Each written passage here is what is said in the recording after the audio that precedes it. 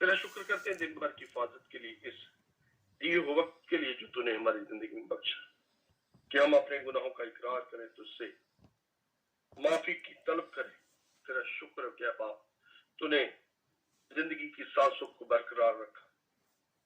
ہم سے بہت سارے اچھے لوگ تھے جو چاہتے تھے دن دیکھیں، لیکن تیری پاک مرضی کے وسیلہ سے اے خدا تجھ تک پہنچ چکے۔ اے باپ تیرا شکر کرتے ہیں، تیرا شکر کرتے ہیں کہ تو ہمارے ساتھ ہے، تو ہماری پرواہ کرتا ہے۔ اے باپ تجھ سے ہم اپنی حاجتیں مانگنے کی عرض کرتے ہیں کہ تجھے ایک نام بخشا گیا ہے یہوہ، جو ہر چیز کو مہیا کرنے میں قادر مطلق ہے۔ ہم تجھ سے مانگتے ہیں اور تجھ سے پاتے ہیں باپ۔ باپ میں تیرے لوگوں کے لیے جنہوں نے نام کی مدد سرائی کی ہے باپ، ان خوش نصیبوں کے لیے دعا خیر کرتا ہوں جو تیرے نام کی بزرگی گاتے تجھے عزت اور جلال دیتے ہیں باپ۔ اے باپ اپنے لوگوں کو اپنی برکات سے نواز، ہر ایک کو اس کی ہر خوشی کو پورا کر جس کی وہ تجھ سے حاجت رکھتا ہے۔ اے خدا میں تیرے خادم پاس جہاں زیب کو تیری حضوری میں لے کے آتا ہے۔ اے باپ جو آج تیرا پیغمبر بننے کو ہے، جو تیرے کلام کی منادی کرنے کو ہے باپ، اے باپ آسمان کی دریچے کھول اور اپنے خادم پر اپنے کرم کی نگاہ کر، اپنے خادم کو اپنے پاک صلیبی خون میں چھپا لینا، تاکہ اس کی ہر کمزوری تیری یسوع نام میں خدا ہونا جاتی۔ اپنے خادم کے سر سے لے کے پاؤں کے تلوے تک اپنی پناہ میں لے لینا، تاکہ دلیری کے ساتھ، سچائی کے ساتھ، ایمان سے، وفاداری سے تیرے کلام کی منادی کرے باپ۔ اور آج جو کلام کا بیج بوئے وہ ہم سب کے لیے باعث سے برکت کا باعث۔ اپنے خادم کی زبان اور ہونٹوں کا زما لینا، وہ نہ بولے بلکہ تیرا روح اس میں سے ہو کر تیری جماعت سے ہم کلام اور تیری امید کی باتیں ہیں خدا مدلی مشلے راہ بن جائے، زندگی بن جائے باپ۔ منت کرتا ہوں تو اپنے خادم کو آج کثرت سے خرچ کرنا، تاکہ روح کی بارش ہوئے باپ، وہ جتنی دیر بھی بولے اے خدا تیرے کلام کی منادی میں بولے باپ۔ تیرے خادم کو حکمت اور درائی دینا، تاکہ تیرے کلام پاک کے ان رازوں کو بیان کرنے والا بنے جو تیرے کلام میں مشید ہے۔ اے باپ تو نے ہمیشہ اپنے کلام کو عزت بخشی، افضل جانا ہے، وہ تیرے منہ کی باتیں ہے باپ۔ وہ باپ آج کلام کو زور و شور سے ہے باپ خرچ کرنا، تاکہ بند بند اور گدے گدے کو چیرتا ہوا تیرا کلام اثر کرے اور ان روحوں کو جیتے پائے جو تجھ سے بھٹک چکی، تیرے گلہ میں خدا واپس لوٹے باپ۔ تیرے خادم کے لیے برکت کی اس کے گرانے کے لیے برکت کی اے باپ، تیرے خادم کو اور اس کے گرانے برکات سے نوازتے ہوئے باپ ہمیشہ تیرے ساتھ لپیٹے رکھنا، تاکہ تیرا خادم تجھ میں ہمیشہ برکت پائے اور ہم سب کے لیے باعث سے برکت کا باعث بنے، کیونکہ آج تیرے کلام کی منادی کرنے کو ہے باپ۔ اسی طرح میں منت کرتا ہوں تیری بیٹی کرسٹینا کے لیے جو آج کہانت کی ذمہ داری کو نبھائے ہوئے باپ، تو اپنی بیٹی کو بڑی برکت دے، الفاظوں کی ترتیب دے، اور جہاں تیری بیٹی بیٹھی ہے تیرے فرشتگان کی بات کرے، ہر شیطانی قوت کو یسوع نام میں خدا مٹا دے، تاکہ ہم سب وہاں مل کر تیری عبادت کر سکیں۔ تیرا حاضر جماعت کے لیے برکت کی التجا کرتا ہوں، تاکہ خدا آج تیرے لوگ جب کلام سنیں تو اپنے دلوں پہ لے کے جائیں۔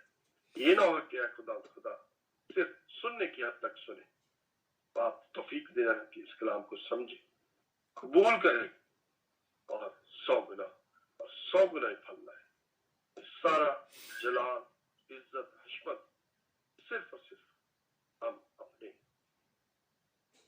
خدا کو دیتے اور مانگتے ہیں آپ ہی के बेटे यीशु नासरी के नाम के वसीला से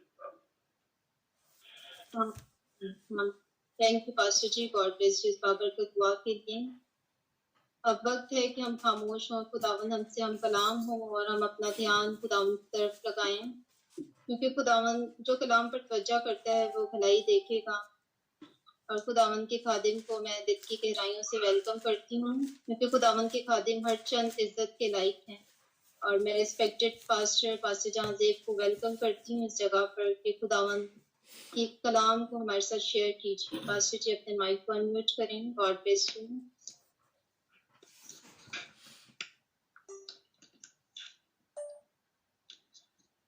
हालेलुया। सबको बरकत दे। जो मीटिंग लीड की खुदावंद के सारे काम को अच्छे तरीके से सर अंजाम दिया, खुदावंद से ही आपको अपने जलाल अपने नाम की बढ़ाई के लिए इस्तेमाल करता रहे। आज हम सब अहले अतीक में से देखेंगे शमूएल की किताब, दूसरी किताब उसकी शमूएल की, उसका 12वां बाब है, 15वीं से 19वीं आयत का मुकस्सर है। दूसरा शमूएल 12वां बाब 15 से 19वीं आयत तक। ठीक, कोई भी बेटा तलावत में रह सकता है। जी पास्टर जी मैं पढ़ती हूँ। जी प्लीज। आए हम खुदाम के जिंदा पाक कलाम में से पढ़ेंगे दूसरा शमूएल की किताब, उसका 12 बाब, उसकी 15 से 19 आयत मुकद्दसा। जी जी जी। फिर नातिन अपने घर चला गया और खुदावन ने उस लड़के को जो ओरिया की बीवी के दाऊद से पैदा हुआ था मारा, और वो बहुत बीमार हो गया। इसलिए दाऊद ने उस लड़के की खातिर खुदा से मिन्नत की, और दाऊद ने रोजा रखा और अंदर जाकर सारी रात जमीन पर पड़ा रहा। और उसके घराने के बुजुर्ग उठकर उसके पास आए कि उसे जमीन पर से उठाएं, पर वो ना उठा और ना उसने उनके साथ खाना खाया। और 7वें दिन वो लड़का मर गया, और दाऊद के मुलाजिम उसे डर के मारे ये ना बता सके कि लड़का मर गया, क्योंकि उन्होंने कहा कि जब वो लड़का तनूस जिंदा था और हमने उससे गुफ्तगू की तो उसने हमारी बात ना मानी। बस अगर हम उसे बताएं कि लड़का मर गया तो वो बहुत ही घड़ेगा। पर जब दाऊद ने अपने मुलाजमों को आपस में फुसफुसाते देखा तो दाऊद समझ गया कि लड़का मर गया। सो दाऊद ने अपने मुलाजमों से पूछा, क्या लड़का मर गया? उन्होंने जवाब दिया, मर गया। पाकलम का पढ़ाओ सुना जाना हम सबके लिए बायसे बरकत हो। आमीन। खुदा का शुक्र हो।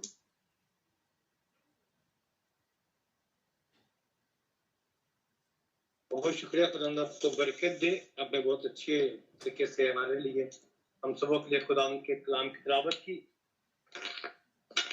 हमारी जिंदगी का अहम तरीन हिस्सा जो है, चाहे हमारा ताल्लुक क्रिश्चियन मजहब से हो या यहूदियत से हो, मुस्लिम से हो या किसी भी मजहब से हमारा ताल्लुक हो, दुआ एक अहम जुज हमारी जिंदगी का रहता है। हर शख्स जो इस दुनिया में है वो दुआ की अहमियत को जानता है। आज हम एक ऐसे शख्स की जिंदगी के बारे में देख रहे हैं जिसके बारे में अहद अतीक में बेशुमार वाकयात मौजूद हैं। उसने खुदा के नाम की खातिर बड़े बड़े काम किए, خدا سے محبت کرنے والا یہ شخص تھا, خدا کے دل کے قریب یہ شخص تھا. 150 زبور جو ہم دیکھتے ہیں ان میں سے تقریباً آدھے زبوروں کے اوپر اس کا نام ہم دیکھتے ہیں. اور ہماری مسیحی دعائیہ زندگی کا ایک اہم حصہ, عبادتی حصہ زبوروں کے اوپر ہوتا ہے. اور یہ اسی شخص داؤد بادشاہ کی وساطت سے اس کی زندگی میں یہ 7 ایام جو ہے جو اس نے دعا اور روزے میں خدا کی حضوری میں کریا ازاری کرتے ہوئے گزارے ہیں, اس کا حاصل ہمیں نظر نہیں آتا. اس کا حاصل کچھ بھی نہ نکلا کہ وہ اپنے بیٹے کے لیے آہوزاری کر رہا ہے, روزے میں ٹھہرا ہوا ہے, خدا کی حضور میں منت اور فریاد کر رہا ہے. لیکن ان اینڈ کیا ہوتا ہے؟ جس بیٹے کی صحت اور تندرستی وہ مانگتا ہے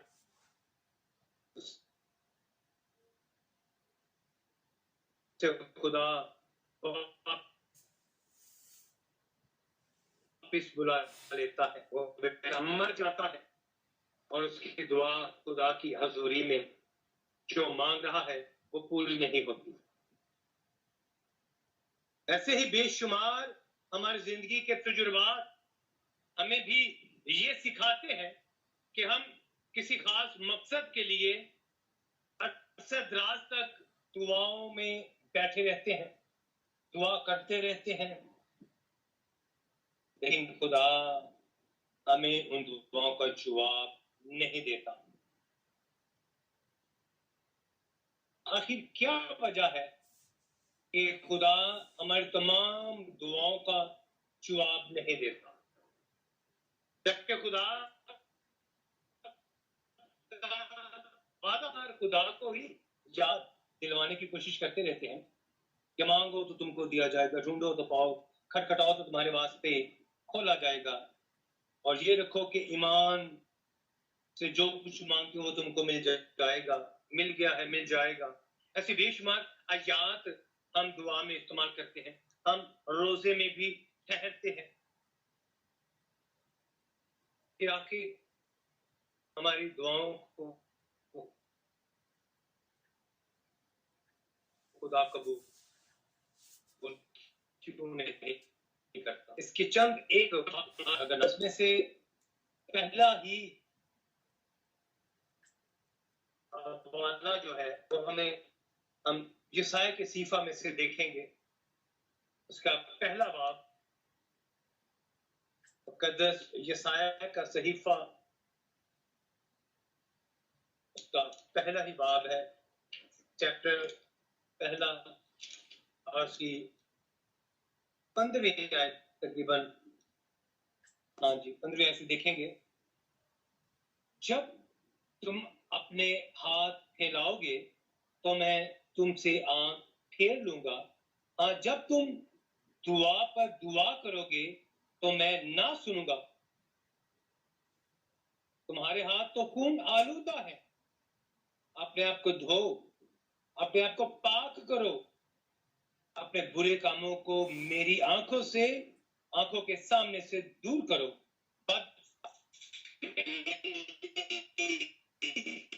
سیکھو, انسان مظلوموں کی مدد کرو, یتیموں کی فریاد رسی کرو, بیواؤں کی حامی ہو. یہ ایک چھوٹا سا پیراگراف مقدس خدا کے پاک روح سے رہنمائی حاصل کرتے, لیکن جب ہم اپنے ہاتھ پھیلاتے ہیں, جب ہم دعا پر دعا کرتے ہیں تو اس کے پیچھے کچھ محرکات ہوتے ہیں, کچھ وجوہات ہوتی ہیں جس وجہ سے خدا کہتا ہے کہ جب تم دعا پر دعا کرو گے تو میں تمہاری نہ سنوں گا. پہلی وجہ کیا بیان کی گئی ہے کہ تمہارے ہاتھ خون آلودہ ہے, ہم نے خون بہایا ہوا ہے. ظاہر آج ہم سب اس بات سے واقف ہے کہ اگر ہم نے کوئی قتل کیا ہو تو ہم آزاد نہیں پھر سکتے، بلکہ کام ہوں گے، ہم قید خانہ میں ہوں گے، 302 کا کیس ہمارے اوپر لگ جائے گا. لیکن ایک ایسا قتل ہے جس کی سزا ہمیں نہیں دی جاتی، جس کی سزا حکومت نہیں دے سکتی. کوئی بھی لا جو ہے وہ ہمیں سزا نہیں دیتا سوائے خدا کے کلام کے. مقدس یوحنا اپنے خط میں بیان کرتی ہے کہ جو اپنے بھائی سے نفرت کرتا ہے، عداوت رکھتا ہے، وہ کیا ہے جی؟ خونی ہے. ہم کیسے خونی ہیں؟ ہم اپنے ہی بھائیوں سے نفرت رکھنے والے ہیں. اپنے بھائیوں سے عداوت رکھنے کے سبب سے ہم کیا بن جاتے ہیں؟ خونی بن جاتے ہیں.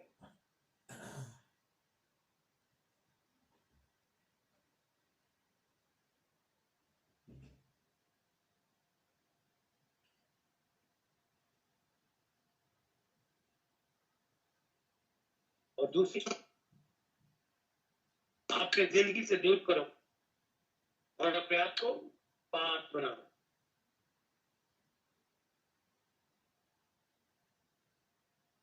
اور فیل یعنی کہ وہ فیل جو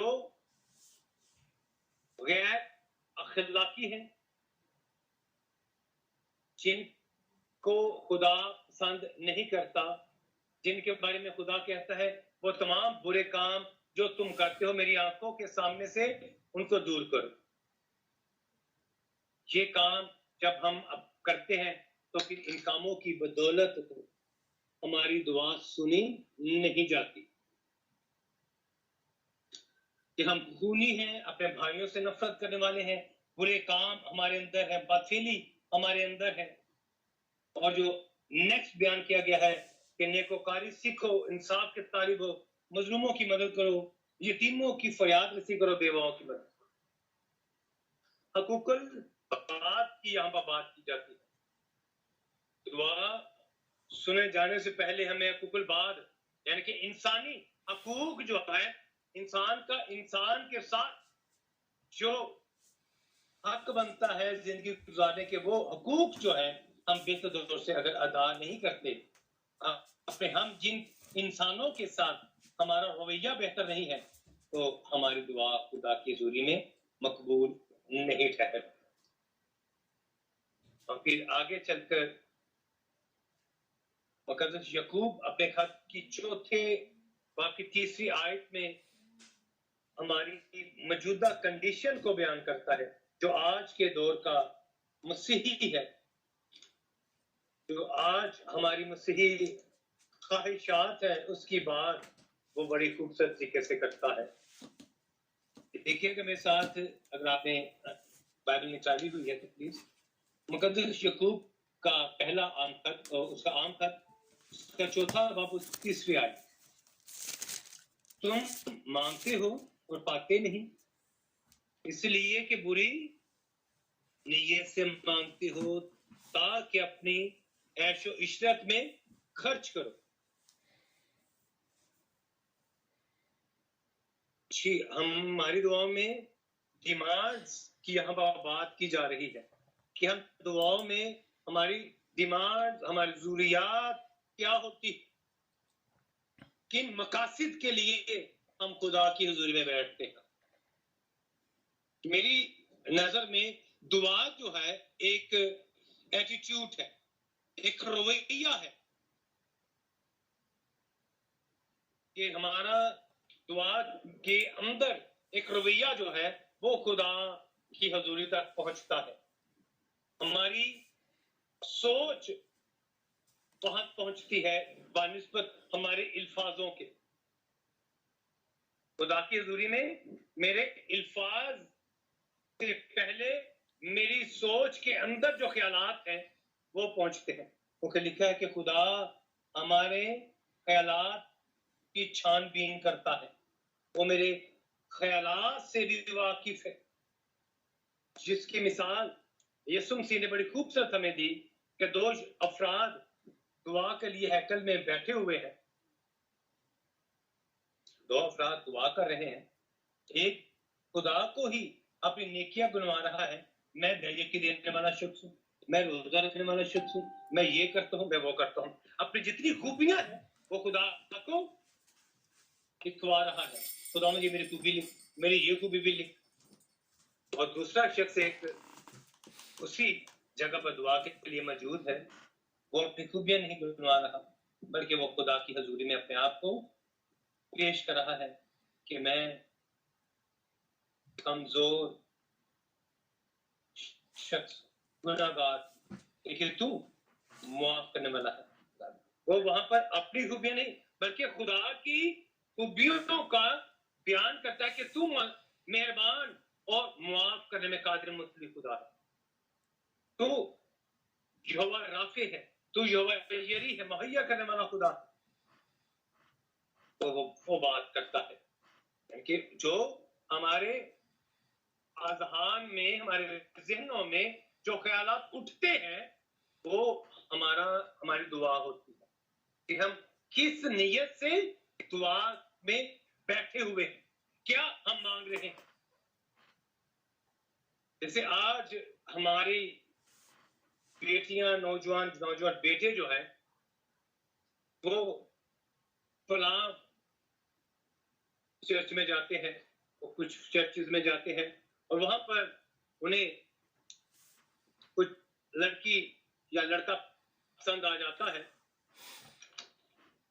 तो वो उसके लिए रोजे रखना शुरू कर देते हैं कि ये रोजा मैं रखूंगा ताकि ये मुझे मिल जाए, ये लड़का मुझे मिल जाए, ये लड़की मुझे मिल जाए। जबकि हम पहले खुदा से राबता नहीं करते, क्योंकि लिखा है कि अच्छी बीवी खुदा की तरफ से तोहफा है, कि आया ये तोहफा खुदा ने मेरे लिए रखा है। हम जैसे दाऊद की इस जिंदगी के इस हिस्से में हम देखते हैं कि दाऊद खुदा को अपना प्लान दे रहा है, दाऊद खुदा को अपना प्लान देने की कोशिश में है, अपना मंसूबा देने की कोशिश में है कि खुदावन ये मंसूबा है, ऐसे ऐसे तू मेरी जिंदगी में कर। एक प्लान खुदा को दे रहा है और रोजे की शक्ल में वो उसको मनवाने की कोशिश में है। जैसे हम भी खुदा को प्लान देकर, खुदा को एक मंसूबा देकर क्या करते हैं, उसको अपनी फेवर में लेने की कोशिश करते हैं। और हम समझते हैं कि दुआओं के वसीला से हम क्या कर सकते हैं, खुदा की मर्जी को तब्दील कर सकते हैं। खुदा की मर्जी को तब्दील करने से मुराद हम खुदा को अपनी मर्जी पर लेकर जा सकते हैं। खुदा को अपनी मर्जी के मुताबिक हम लेकर चले। हमारा ज्यादा दुआ में ठहरने का मकसद क्या होता है कि खुदा मेरी मर्जी के मुताबिक काम करे। बहुत से अफराद जो 4-4, 5-5 घंटे दुआ में ठहरते हैं, उनका ज्यादातर मोटिव ये होता है कि मैं खुदा को अपनी मर्जी के मुताबिक चलाऊं, खुदा के पाक रूह को मैं ऑर्डर करूं और खुदा का पाक रूह फौरन वो काम शुरू कर दे। जिसे सेम लाइक जैसे वो लोग जो चिल्ला काटते हैं किसी खास मकसद के लिए, वो चिल्ला काटते हैं और वो बुजुर्गों को, उनके जो आगे काम करने वाली बुजुर्गें होती हैं जिनको मोकल वो बोलते हैं, सिर्फ मुख्तलिफ अल्फाज इस्तेमाल करते हैं वो बुजुर्ग, हमारे भी दिन ब दिन कल थियोलॉजी डेवलप हो रही है कि हम दुआ में ठहरने के मकसद को इसलिए बढ़ावा दे रहे हैं। हम दुआ जो कहता है कि ज्यादा से ज्यादा दुआ करें, उनके पीछे मकसद ये आ रहा है कि हम खुदा की मर्जी और अपनी मर्जी को क्या करें, मिक्स करके एक नया मंसूबा खुदा को दें कि ये मेरी मर्जी है। खुदा को दुआ में क्या हम देने की कोशिश करते हैं, अपना प्लान देने की कोशिश करते हैं, जो खुदा का बंदा मुक़द्दस याकूब यहाँ पर बयान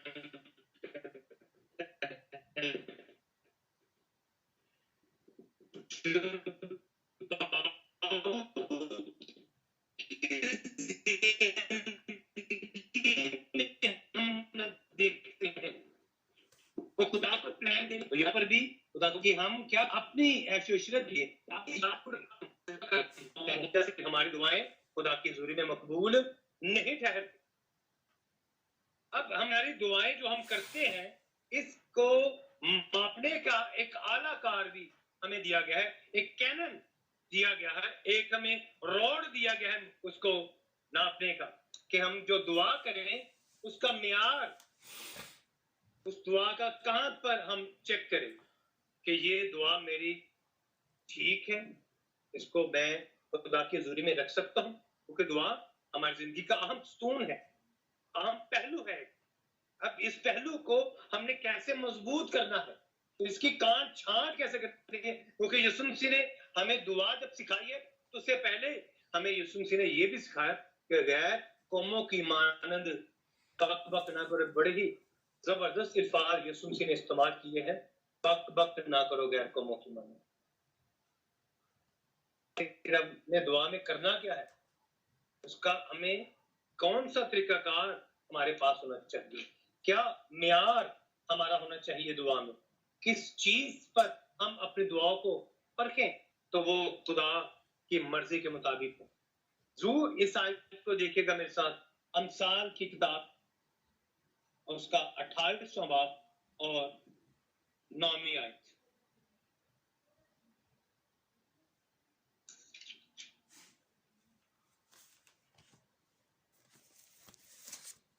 یہ میں چاہوں گا کہ فاضل پلیز آپ رہنمائی فرمائیے گا اس آیت کو پڑھنے میں.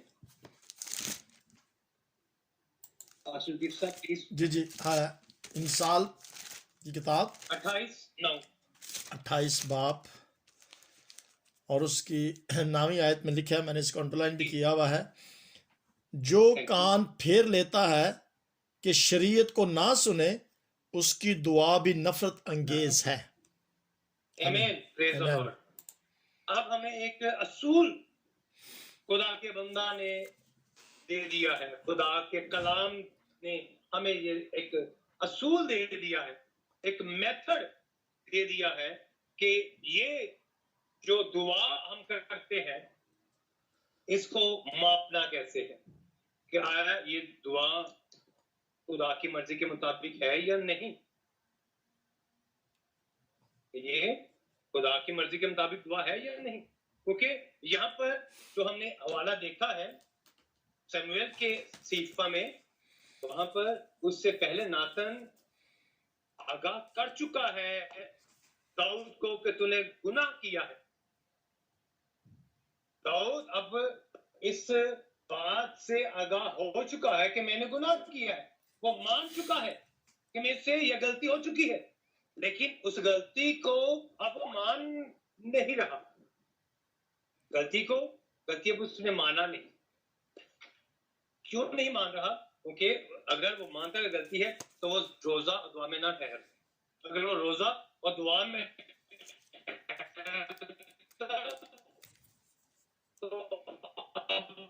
مغفرت کے لیے اس بیٹی نہ بیٹھتا, وہ خدا کی شریعت سے واقف تھا, خدا کے الہام سے واقف تھا.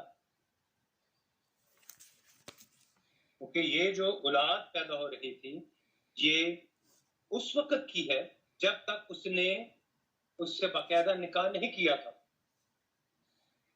وہ شخص ابھی تک حیات تھا. اوریا کو اس نے جنگ میں اس کے بعد بھیجا, جب وہ مر گیا تو بیٹا بے شک اس کے بعد پیدا ہوا ہے, اوریا کی موت کے بعد, لیکن ان دونوں کا جو کنیکشن ہے وہ اوریا کی زندگی کے درمیان ہو چکا تھا. اس لیے اب یہ جو اولاد ہے یہ اولاد خدا کی مرضی کے مطابق نہیں تھی, کیونکہ خدا نے آگے جو وعدہ کیا تھا کہ یسی کے تنے سے قوم پر نکلے گی, اور وہ وعدہ اسی تک پہنچنا تھا. داؤد سے آگے سلیمان کو ہم دیکھتے ہیں, وہ پیدا ہوتا ہے اسی عورت سے, لیکن یہ جو بچہ ہے یہ ابھی شریعت کے مطابق نہ تھا, اس لیے خدا نے اس کو اپنے پاس بلا لیا. داؤد بھی شریعت کو جھٹلانے کی کوشش میں لگا ہوا تھا, جیسے ہم بھی اپنی دعاؤں میں بعض اوقات خدا کی مرضی کو پیچھے رکھ کر اپنی مرضی کو آگے لے آتے. جیسے خدا کا بندہ یعقوب سکھاتا ہے کہ ہم کس لیے دعا کرتے ہیں؟ عیش و عشرت حاصل کرنے کے لیے. ہماری دعاؤں کا مقاصد کیا ہے؟ صرف اور صرف انفرادی طور پر آگے بڑھنا، ذاتی لائف جو ہے اس کو ڈیولپ کرنا، اس کو بڑھانا، یہ ہماری دعا ہوتی ہے. قدس یعقوب جو ہمیں سکھا رہا ہے، اور اب ہم سلمان بادشاہ نے جو خدا کے الہام سے ہمیں سکھایا ہے کہ جو کان پھیر لیتا ہے، شریعت سے کان جو پھیر لیتا ہے، خدا کی باتوں سے کان جو پھیر لیتا ہے، وہ جب دعا کرے گا تو اس کی دعا بھی نفرت انگیز ہوگی. اس کی دعا کیا ہے؟ نفرت سے بھری ہوئی دعا ہوگی، کیونکہ اس کی دعا کیسی ہوگی؟ اپنی مرضی کی، اپنے مفادات کی دعا ہوگی. جب ہم نے یسوع مسیح نے اے ہمارے باپ سکھائی، تو وہاں پر اس نے ہمیں مشترکہ بات کی گئی ہے، کمبائن، ایک بدن کی، ایک جسم کی بات وہاں پر بھی سکھائی گئی ہے. ہم کا لفظ وہاں پر استعمال کیا جاتا ہے، سیغہ جمع استعمال کیا جاتا ہے، لیکن ہماری دعاؤں میں جب سیغہ واحد آ جاتا ہے، جب سنگولر ہم اپنے آپ کے لیے صرف دعا شروع کر دیتے ہیں تو وہ نفرت انگیز دعا ہو جاتی ہے. جب ہماری دعا شریعت کے مطابق نہیں ہوتی تو وہ نفرت انگیز دعا ہو جاتی ہے. اب شریعت کے مطابق دعا کا کیا مطلب ہے؟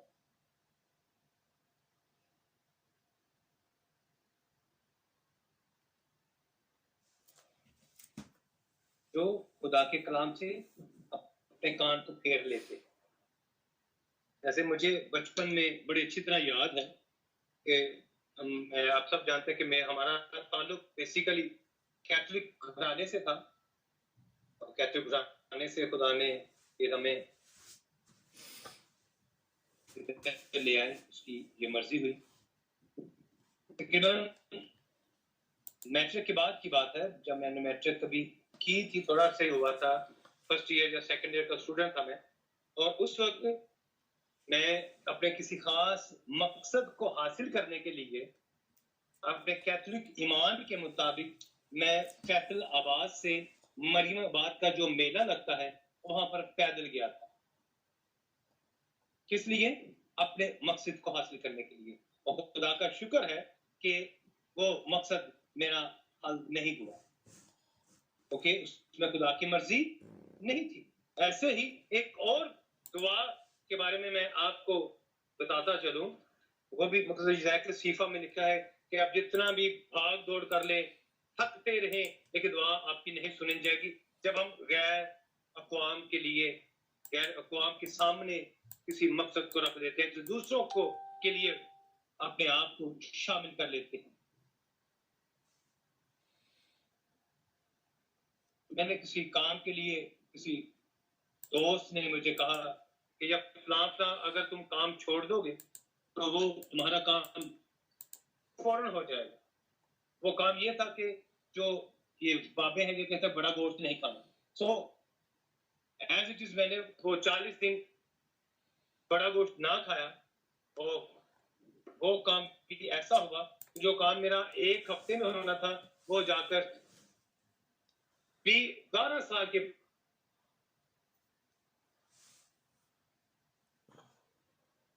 بعد وہ خدا نے ایسی سزا دی. میرا 12 سال خدا ہمیں نفرت انگیز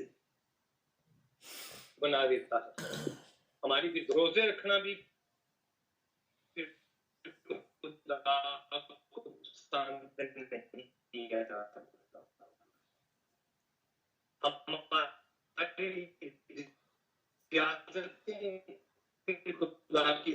مقبول نہیں ٹھہرتی، کیونکہ جب آپ خدا کی شریعت کے مطابق اپنی دعا کو کرتے ہیں، خدا کے ایک میسج بہت میرے پیارا کلام دے رہا.